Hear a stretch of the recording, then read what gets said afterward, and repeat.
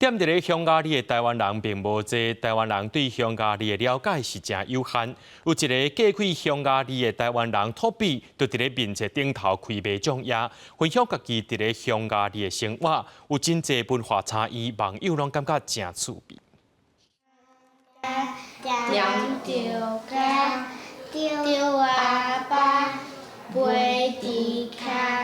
为台湾嫁到匈牙利的托比，当咧参伊的囡仔唱台语歌。托比是台中人，伫8年前甲匈牙利翁婿高粱结婚。一开始因拢踮伫咧台湾，落尾希望囡仔除了会晓华语，嘛通精通匈牙利话。一年前搬到匈牙利住，踮伫咧匈牙利年外，托比真怀念的是台湾味。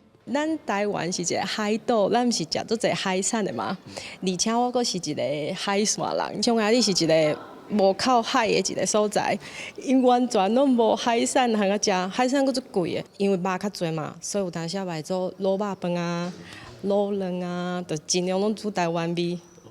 安尼较会习惯了呢。托比接触匈牙利了后，发现匈牙利是一个台湾人真切分的国家，就趁家己甲匈牙利的缘分，伫社群网站 Facebook 开卖种野，分享匈牙利甲台湾的生活，是有17万外的买众咧关注。匈牙利的台湾人无讲足多，啊，伫台湾的匈牙利人嘛足少的。人讲你住伫欧洲倒位，大家拢知影是法国啊。知影是德国啊，即种大家较知影嘛。即摆讲啊，我住伫匈牙利，讲哈，迄啥所在？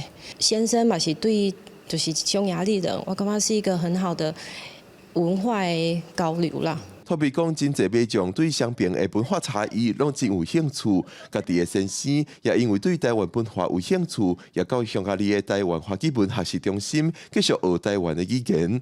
托比借网络的力量，除了了解台湾，也了解匈牙利，互大家了解。记者讲到郑俊佑，报道报道。